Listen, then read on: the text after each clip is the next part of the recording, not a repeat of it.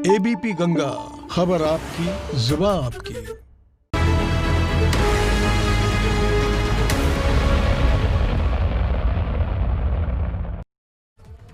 नमस्कार, एबीपी गंगा देख रहे हैं आप। मैं अवधेश। उत्तर माघे प्रदेश की शुरुआत करते हैं। उत्तर माघे प्रदेश में एक नए मुद्दे के साथ आपके सामने हाजिर हैं और आज मसला है शिक्षा का। उत्तर प्रदेश में सियासी परवान सियासत चढ़ गई है और वजह है शिक्षा व्यवस्था। शिक्षा के नाम पर संग्राम खड़ा हो गया है। कुछ दिन पहले यूपी सरकार के प्रवक्ता सिद्धार्थनाथ सिंह ने शिक्षा को लेकर दिल्ली सरकार को चैलेंज दिया था और आज उसी चैलेंज को लेकर मनीष सिसोदिया लखनऊ पहुंच गए। अब सवाल यह है कि जिस खुली बहस के नाम पर सियासत का मुंह दिल्ली की तरफ खोला गया था, क्या वो बहस होगी? और सवाल यह है कि बहस होगी तो उसमें इतनी देरी क्यों हो रही है? और सवाल यह भी है कि शिक्षा के नाम पर संग्राम के साथ जो बहस हुई है, इसके आगे क्या मायने निकलेंगे और क्या माना जाए कि आम आदमी पार्टी ने अपने चुनावी मिशन की शुरुआत इससे कर दी है।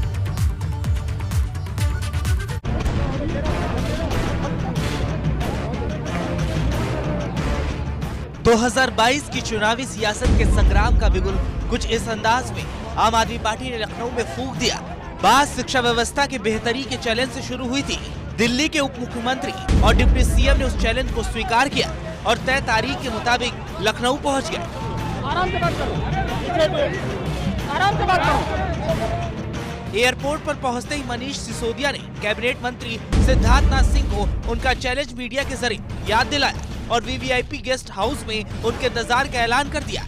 लगे हाथ सिसोदिया ने दिल्ली में बदलते स्कूलों की तस्वीर की फिल्म दिखा दी। लेकिन सवाल सबके मन में बना हुआ है कि जिस खुली बहस की चुनौती से चुनावी सियासत को चरम पर ले जाने की कोशिश हुई थी, वो बहस होगी या नहीं। मैंने उसी वक्त मंत्री सिद्धार्थनाथ सिंह जी को कहा था कि मैं आपके इस निमंत्रण को स्वीकार करता हूं और मैं लखनऊ आऊंगा। आप मुझे टाइम और जगह बता दीजिए। अभी तक तो उन्होंने कोई टाइम और जगह बताया नहीं है। दरअसल सियासत के इस चैलेंज वाले संग्राम का आगाज तब हुआ था जब सिद्धार्थनाथ सिंह ने केजरीवाल के यूपी चुनाव लड़ने के ऐलान पर पलटवार किया था। उस वक्त क्या चैलेंज दिल्ली सरकार को दिया गया था, वो भी सुनिए।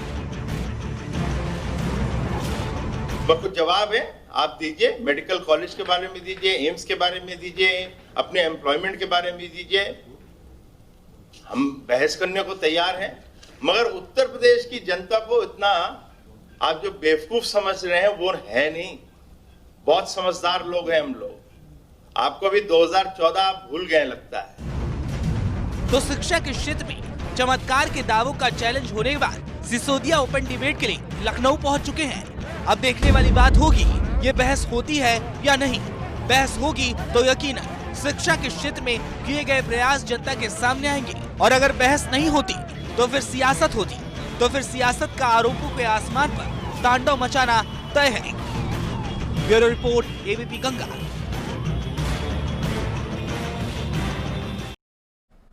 तो सवाल शिक्षा का है, सवाल शिक्षा पर सियासत का है। संग्राम जारी है। इन सबके बीच हम सीधे मेहमानों का रुख करते हैं। हमारे साथ जुड़ गए हैं राजेंद्र पाल गौतम जी, कैबिनेट मंत्री दिल्ली सरकार, अनिल श्रीवास्तव जी, सदस्य एआईसीसी, अनुराग भदौरिया जी, प्रवक्ता सभा, आलोक अवस्थी, प्रवक्ता भाजपा।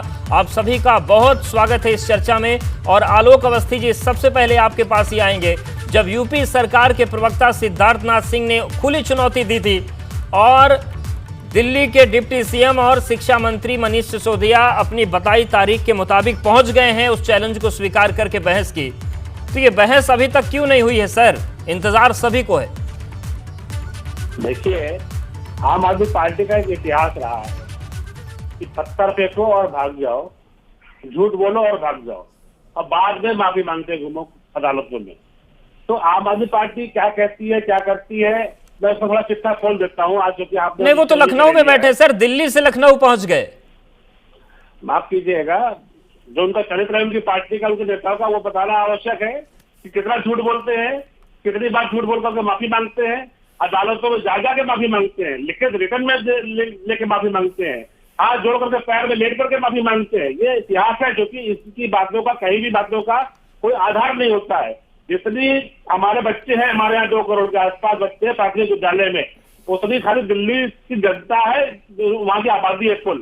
इसलिए और जो वो आकलन करना चाहते हैं जी। दिल्ली के स्कूलों का 90% प्रधानाचार्य की पोस्टें खाली पड़ी है वहां पे।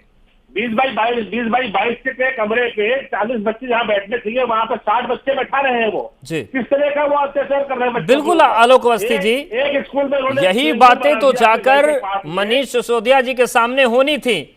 अगर यही बात हो जाती तो आज हमें सवाल आपसे करना नहीं पड़ता कि आपने चैलेंज देकर फिर चैलेंज को स्वीकार क्यों नहीं किया। वो तो लखनऊ पहुंच गए। देखिए, मैं साफ साफ कहूंगा 98,000 स्वयं सेवा समूह को हमने जोड़ा है विद्यालयों से। हम अपने हर बच्चे को प्राथमिक विद्यालय के हम उसको स्वेटर बना के देते हैं, उसको जूता मोजा देते हैं, उसको कपड़े ड्रेस देते हैं, उसको शिक्षा के लिए पढ़ने के लिए किताबें देते हैं। पूछिए इनसे ये कितना करते हैं। और हमने साथ साथ महिला स्वयंसेवी समूहों को जोड़ा है। 98,000 स्वयंसेवी समूह। हमने महिलाओं को रोजगार भी दिया अच्छी तरीके से। गाँव गाँव शिक्षा के हमारे केंद्र खुले हुए हैं जहां पर हम उसके माध्यम से बच्चों को पढ़ा रहे हैं। क्या कारण है कि दिल्ली के स्कूलों में बच्चों की संख्या गिरती जा रही है, इनके विद्यालयों, सरकारी विद्यालयों की, और उत्तर प्रदेश के बेसिक शिक्षा विद्यालयों की संख्या बढ़ती जा रही है, जो कि अब 2 करोड़ का ऊपर पहुंच गई है, जो कि पिछले साल 1 करोड़ 80 लाख। ठीक है अवस्थी जी, आपके हम सवाल का जवाब ले लेते हैं। हमारे साथ राजेंद्र पाल गौतम जी भी जुड़े हुए हैं, बड़े महत्वपूर्ण विभाग वो संभाल रहे हैं दिल्ली सरकार में, चाहे पर्यटन हो चाहे पानी का हो। पानी भी एक बहुत बड़ा मसला है। राजेंद्र जी, जो सवाल आलोक अवस्थी जी कर रहे हैं, पहला तो यूपी सरकार की तरफ से ये कहा गया कि हमारे यहाँ 1,59,000 विद्यालय हैं, दिल्ली में केवल 1,000 हैं, और जो तमाम बातें अवस्थी जी कह रहे हैं कि इस पे कंपैरिजन तब किया जाए जब दिल्ली सरकार ने अच्छा काम किया हो, ये सवाल उठा रहे हो।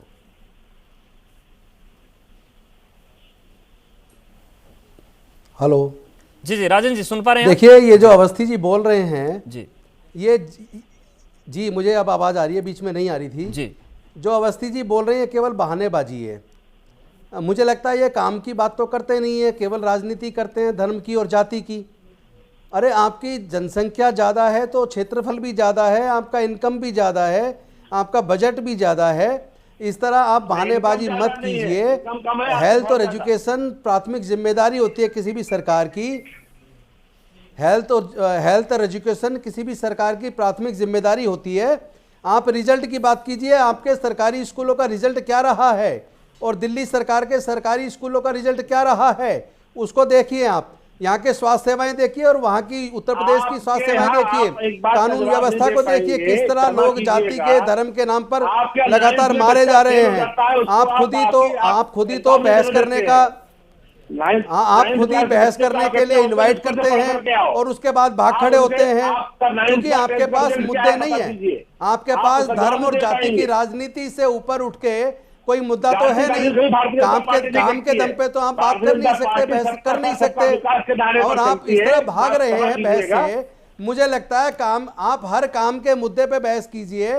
आपको दिल्ली की जो सरकार है, दिल्ली का जो मॉडल है, उसकी जरूरत आज उत्तर प्रदेश को बहुत सख्त जरूरत है, और उसके लिए हम उत्तर प्रदेश में अब आने वाले हैं, बहुत मजबूती के साथ आने वाले हैं।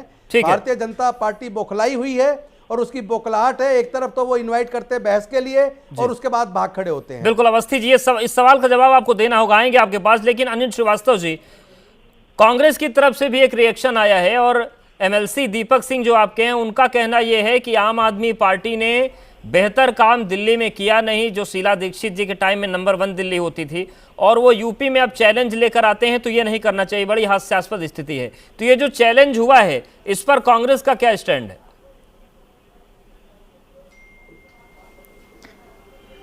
देखिए, ये मनीष सिसोदिया जी जो दिल्ली के विद्यालयों की बात कर रहे हैं, वाकई दिल्ली का डेवलपमेंट जो हुआ है शीला दीक्षित जी के ही समय में हुआ। और आज की डेट में जब सिद्धार्थ नाथ सिंह ने चैलेंज दिया तो उनको फिर तो मौजूद रहना चाहिए ना, चैलेंज स्वीकार करना चाहिए और बहस करना चाहिए। हम लोग भी देखें कि उत्तर प्रदेश में क्या हुआ है और दिल्ली में क्या हुआ है। तो ये दोनों लोग सिगुफेबाजी कर रहे हैं, कोई बढ़िया से काम नहीं कर रहा। ये तय है कि दिल्ली में जनसंख्या कम है तो कम स्कूल है, उसको मेंटेन करना आसान है, लेकिन उत्तर प्रदेश में बहुत ज़्यादा स्कूल है, बहुत बड़ी जनसंख्या है, बहुत बड़ा बजट है, उस हिसाब से सरकारी स्कूलों में कोई काम नहीं हो रहा है। यहाँ पे लोग अनुराग भदौरिया जी, स्कूलों में शिक्षा पढ़ने जाने व्यवस्था पर लगे। बात हो, स्वास्थ्य पर बात हो, पानी पर बात हो, ये होना चाहिए, बड़ी अच्छी चीज है। तमाम चीजों को लेकर बातें होती हैं, शिक्षा पर बात हो तो अच्छी चीज है। लेकिन जो स्थिति आज बनी है, उत्तर प्रदेश के नागरिक के तौर पर आप किस तरीके से देख रहे हैं? क्योंकि चैलेंज ओपन हुआ था, अब मनीष सिसोदिया जी पहुंचे, उन्होंने खाली कुर्सी छोड़ दी है, लेकिन बहस शुरू नहीं हो पा रही है। मैंने आपको पहले ही बोला था, और समाजवादी लोग लगातार 3.5 पौने 4 साल से भारतीय जनता पार्टी को याद दिलाते रहते हैं कि आपके राज्य में हमारी जो शिक्षा व्यवस्था है, जो स्वास्थ्य व्यवस्था है, पूरी तरह से ध्वस्त हुई है। ध्वस्त ही नहीं हुई है, पूरी तरह से इसको गड्ढे में ले गए हैं, पूरे भ्रष्टाचार से युक्त हो गई है। भ्रष्टाचार से युक्त नहीं हुई है, युक्त के साथ साथ उसमें लपेट गई है, माने पूरी तरह भ्रष्टाचार में डूबी हुई है। ये दोनों ही व्यवस्थाएं, जो शिक्षा व्यवस्था है और स्वास्थ्य व्यवस्था है, लगातार हम लोग इससे आवाज उठा रहे हैं। लेकिन भारतीय जनता पार्टी को जवाब देती नहीं है लोकतंत्र में। लोकतंत्र में जवाब देने का, विपक्ष जब आपसे सवाल पूछता है तो आपको जवाब देना पड़ता है। भारतीय जनता पार्टी का 2 ही जवाब है।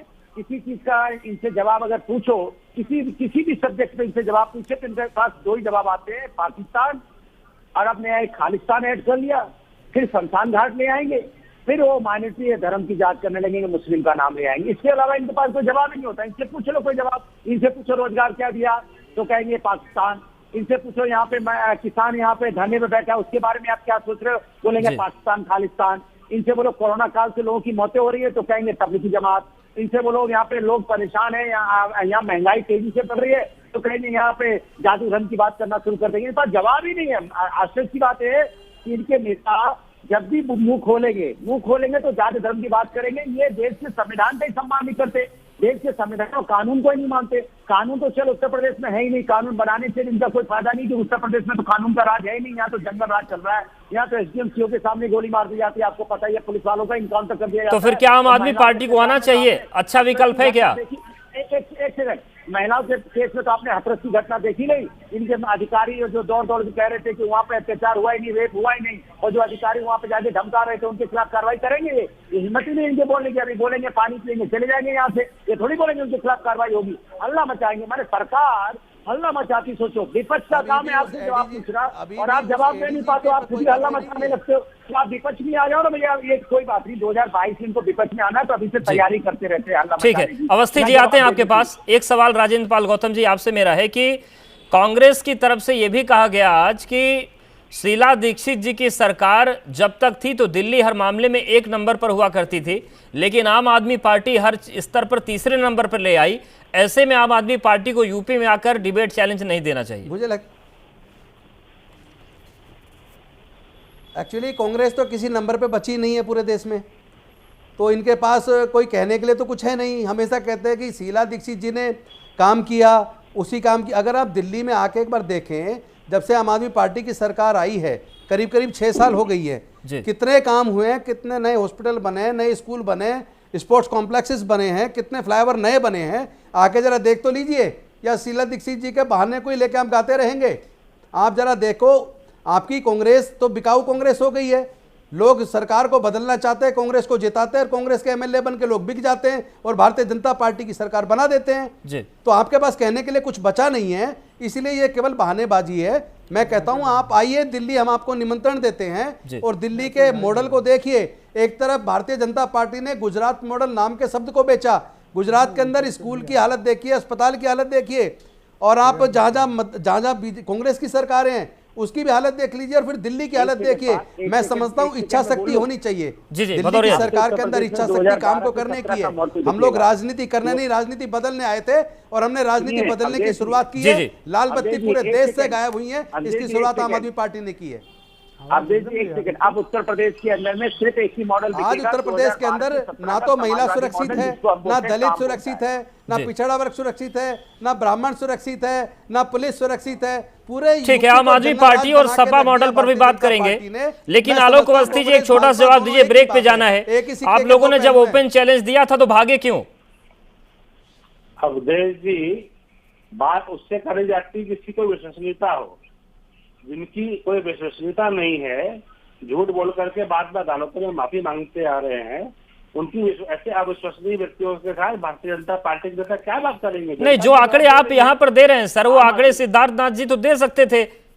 मनीष सिसोदिया जी कुछ भी हैं, वो संवैधानिक पद पर हैं, उप मुख्यमंत्री हैं, शिक्षा मंत्री हैं। मैं दे सकता हूँ जवाब मनीष सिसोदिया जी को, मैं आपके माध्यम से जवाब दे रहा हूँ। नहीं, आप ही चले जाते सर डिबेट में, वो कुर्सी खाली क्यों है? पार्कों का, दिल्ली के पार्कों का पानी रोक करके आपने एक स्विमिंग पूल में पानी क्यों दे दिया? ये मनीष सिसोदिया जी को पूछना चाहता हूँ। क्यों आपके यहाँ शिक्षकों के पास खाली पड़े हुए हैं? अधिकतर 90% विद्यालय आपके बिना प्रधानाचार्य के चल रहे हैं, वाइस प्रिंसिपल आपके यहाँ। ठीक है, उस पर भी आएंगे, लेकिन अभी अनुराग भदौरिया जी ने सपा मॉडल की बात की है, उस पर भी आएंगे। यहाँ पर वक्त एक बहुत छोटे से ब्रेक का है, लेकिन सवाल यही है कि शिक्षा पर जब राजनीति शुरू हुई थी तो फिर आखिर उस पर बातचीत क्यों नहीं हो रही है और बहस की कुर्सी खाली क्यों हुई? यहाँ पर वक्त एक बहुत छोटे से ब्रेक का है, फौरन हाजिर होते हैं।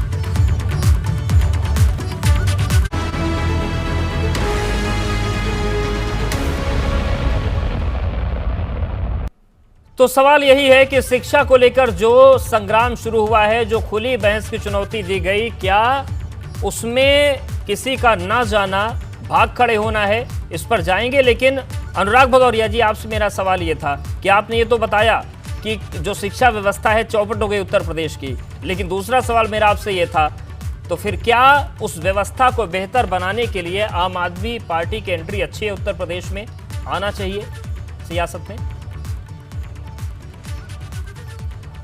मेरा सवाल हमेशा भारतीय जनता पार्टी से रहेगा, क्योंकि उत्तर प्रदेश में भारतीय जनता पार्टी ने ही सारी शिक्षा व्यवस्था से लेके, कानून व्यवस्था से लेके, स्वास्थ्य व्यवस्था से लेके सब चीज को इन्होंने ध्वस्त किया है, क्योंकि ये सुबह से लेकर शाम तक जाति धर्म की राजनीति करते थे। इससे मेरा एक ही सवाल रहता है कि आपने 2012 में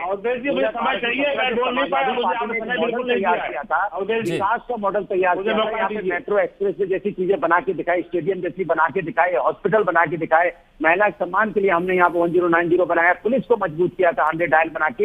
ये बताइए कि आपने फिर हमारे मॉडल को क्यों नहीं अपनाया? ठीक है अवस्थी जी, क्यों आपने सपा का सब बना बनाया आपने बिगाड़ दिया और डिबेट की चुनौती देकर फिर आप डिबेट में गए भी नहीं? समाजवादी पार्टी के जितने भी क्रियाकलाप थे जनता ने उनको नकार दिया, सिर्फ उनके पास भी कोई कार्य नहीं था सिवाय गुंडागर्दी के, सिवाय खाने बेचने के, सिवाय खनन में लूट करने के, सिवाय शिक्षा माफिया बनने के, नगर कराने के। लगाई थी ना आपने दिल्ली के चुनाव, अगर हम इतने ही खराब थे और हमने अच्छा परफॉर्म नहीं किया तो आपने तो पूरी ताकत लगाई थी ना दिल्ली के अंदर। आपके सारे मंत्री, सारे सांसद और पूरा पैसा, पूरी ताकत दिल्ली में लगाई थी ना आपने। फिर क्या हुआ, रिजल्ट क्या हुआ दिल्ली के अंदर? 70 में से आपको 8 सीट दी है दिल्ली की जनता ने। आपकी पूरी ताकत लगा लेने के बावजूद 70 में से 8 सीट दिल्ली की जनता ने आपको दी है। आम आदमी पार्टी के ऊपर उत्तर प्रदेश में आ रही है। उत्तर प्रदेश के श्रमिकों मजदूरों से तो आपने अपनी फैक्ट्री में खूब काम लिया, आपदा के समय में जिसमें उनको इलाज की जरूरत थी, उनको आपके समर्थन की जरूरत थी, आपने उत्तर प्रदेश लोगों को भगा दिया और आपने पब्लिक के लिए कहा कि उत्तर प्रदेश के दिल्ली के अस्पतालों में केवल दिल्ली के लोगों का अधिकार है। दिल्ली देश का पहला राज्य ठीक है श्रीवास्तव जी, आपसे मेरा सवाल है, सुबह शाम अनिल श्रीवास्तव जी, खाने की और सोने की कि ये जो पूरी प्रक्रिया चल रही है तथ्यों के बात कर रहे इसमें हैं। क्या आम आदमी पार्टी बेहतर विकल्प एक बनकर आ रही है? क्या कांग्रेस स्थापित नहीं कर पा रही इन सब बीच अपने आप को उत्तर प्रदेश में? कि आम आदमी पार्टी ने जाकर दावा ठोक दिया कि अब हम बदलेंगे यूपी को? देखिए उत्तर प्रदेश बीजेपी से पूछना चाहता हूँ जी, गौतम जी आते हैं आपको। नहीं, वो आम आदमी पार्टी उत्तर प्रदेश में, आम आदमी पार्टी उत्तर प्रदेश में कुछ नहीं है और कुछ भी नहीं कर पाएगी। और भारतीय जनता पार्टी का बेस्ट विकल्प, सबसे अच्छा विकल्प कांग्रेस पार्टी है। कांग्रेस पार्टी के समय में जो विकास हुआ वो वहीं पे ठप है 30 साल से। ये बाकी लोग, सारे लोग आ रहे हैं, जा रहे हैं, कुछ नहीं हो रहा, केवल लफाजी हो रही है, केवल लफाजी हो रही है। उत्तर प्रदेश को गड्ढे में डालने का पूरा काम सारे लोग कर रहे हैं। ठीक है अवस्थी जी, आज की जो चुनौती थी, कौन जीता कौन हारा? की सरकार बन पाएगी या नहीं बन पाएगी? अवधेश जी, जितने लोग मैं कहूंगा उत्तर प्रदेश के लोगों को निकालने वाले, उत्तर प्रदेश के लोगों को दिल्ली से भगाने वाले, उत्तर प्रदेश के लोगों को यूपी का गौतम साहब, आखिरी कमेंट आपसे, क्या आज की इस चुनौती में आप अपनी जीत देखते हैं आम आदमी पार्टी की? ये सब जनता देख रही है जिस तरह से यहाँ पे अत्याचार चल रहा है। सवाल हार और जीत का नहीं है, सवाल है अगर सच्चाई सामने आए तो लोगों को पता तो लगे बीजेपी की सरकार कर क्या रही है। जब इन्होंने बहस का न्योता दिया तो बहस करनी चाहिए थी। हम पूरे आंकड़ों के साथ इनको बताते कि आप कहां पे खड़े और हम कहां पे खड़े हैं, हमने क्या अच्छा किया, तुमने क्या बिल्कुल। अच्छा किया। सवाल यही बात कि तो हो बहस आपस का में। न्योता था तो फिर आपके पास बहस बोलने क्यों की नहीं कुछ हुई? है आप नहीं। सभी का बहुत इसलिए शुक्रिया बहस का हमारे साथ invitation जुड़ने के लिए, देकर बातचीत बैठे नहीं करने के अपने। लिए।